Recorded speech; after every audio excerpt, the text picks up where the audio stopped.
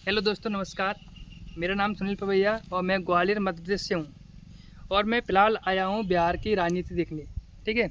और मेरे साथ में भाई विकास जी हैं जो झारखंड से हैं, और ये भी हमारे साथ में बहुत लंबे समय से जुड़े हुए हैं और हम लोग इनके साथ में काम कर रहे हैं। हम लोग यहाँ पर बहुत दिन से देख रहे हैं कि यहाँ पर कैसी राजनीति है। यहाँ पर बेरोज़गारी का मुद्दा बना हुआ है सबसे बड़ा, क्योंकि यहाँ के लोग शिक्षित बहुत ही कम हैं। और हम आज गए गए थे, कौन से गांव में गए थे अपन लोग? हेतमपुर। हेतमपुर में। तो हेतमपुर में हम लोगों को सबसे ज़्यादा ऐसे मुस्लिम लोग वहाँ पर ज़्यादा थे, और कुछ पासवान भी लोग थे वहाँ पर। तो वहाँ पर क्या है, लोग बहुत ही गरीब लोग थे। जो यहाँ पर बीघा था कुछ छोटा सा, यहाँ पर लोग जो छोटा कस्बा रहता है, छोटा सा जो काम कर रहे थे, उसको बीघा बोलते हैं यहाँ पर बिहार में। और हम लोग यहाँ पर जानने के बाद बहुत ही गरीबी में लोग जी रहे हैं, जिन लोगों के पास घर बनाने के लायक भी रुपए नहीं है। आप लोग यहाँ पर क्या कहना चाहते हैं हेतमपुर के बारे में?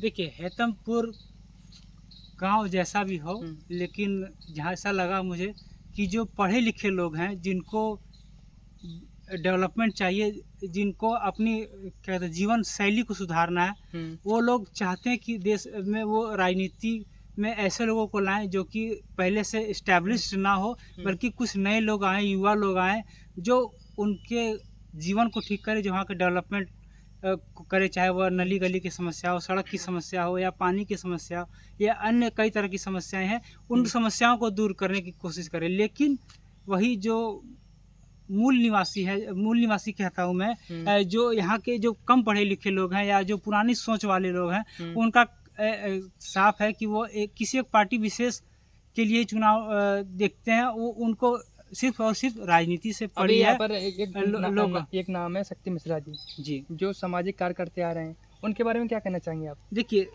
इसमें कोई शक नहीं है मुझे कि शक्ति मिश्रा जी एक अच्छे आदमी हैं, जो काफ़ी पढ़े लिखे हैं, युवा हैं, और उन्होंने ना आज आज राजनीति वो पहली बार आए हैं, विधायक का चुनाव वो पहली बार लड़ रहे हैं, लेकिन पिछले 10 सालों से वे लगातार जनता से जुड़े हुए हैं। अपने शक्ति मिश्रा फाउंडेशन के जरिए लोगों की मदद करने, चाहे वह बेटियों की शादी हो, उन बुजुर्गों का इलाज हो, या फिर जो विकलांग असहाय है उनको अपनी तरफ से फ्री राशन देना हो, या और किसी अन्य तरह की मदद हो, चाहे वह मंदिर बनवाने की हो, और फिर रविदास जो मंदिर हो, या और भी कई जगह लाइट्स की समस्या थी, उनको लाइट्स की समस्या को दूर किया।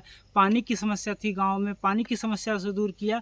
और इसके साथ ही वह अपने सोशल मीडिया के जरिए लगातार वो जुड़े हुए हैं। उनका कहना है कि मैं राजनीति में विधायक में जीतूं या ना जीतूं, लेकिन वो जनता के लिए लगातार काम करते रहें और काम नहीं, करते अभी तो रहेंगे। यहाँ के लोगों को, जनता का यह कहना है कि अगर विधायक बन जाते हैं तो फिर यह मान लो ये भी लोग कहीं कमाने लगे हैं। मतलब जो आनंद शंकर जी हैं उनकी तरह ही कहीं लोग ये भी न हो जाएं जो शक्ति मिश्रा जी हैं।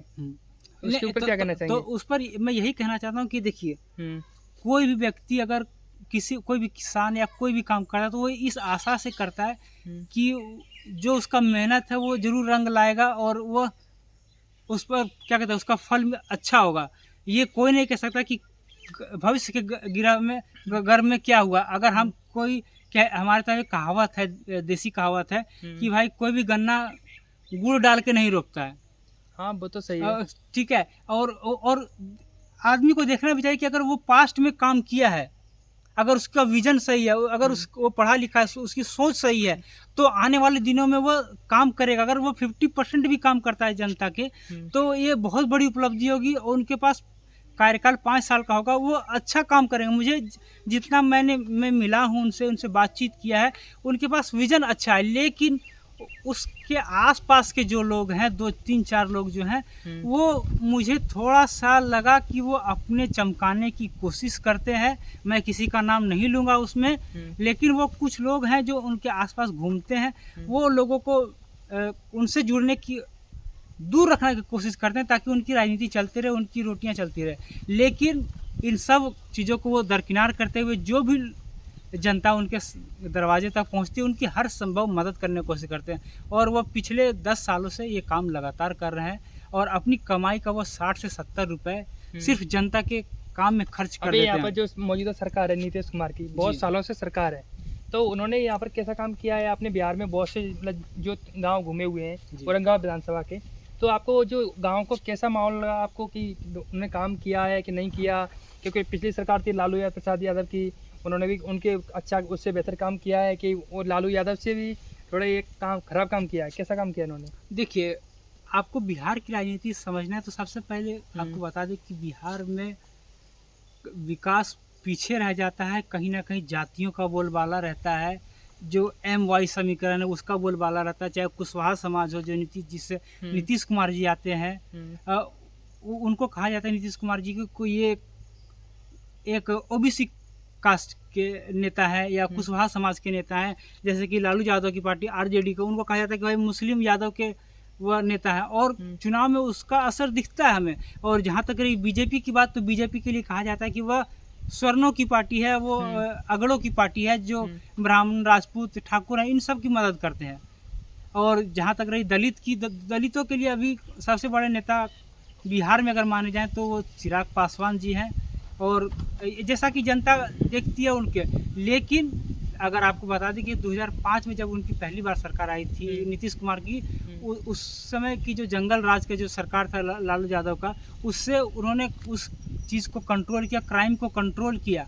और इसके साथ ही उन्होंने अफसरों को इतना मजबूत किया कि अफसर किसी विधायक के घर जाए, किसी नेता के घर जाए, तो वो बेझिझक होकर बिना किसी रोक टोक के काम कर सके। और वो चीज़ दिखा, चूँकि मेरा जन्म 2000 से पहले हुआ है, और जैसे कि आप बता दें कि जो झारखंड राज्य है वो 2000 में बना, तो मैं अपने पापा से, अपने बुजुर्गों से मैंने बिहार के बारे में जो स्थिति थी, जंगल राज के बारे में जो स्थिति थी, उन सब के बारे में कई कहानियाँ मैंने सुनी है।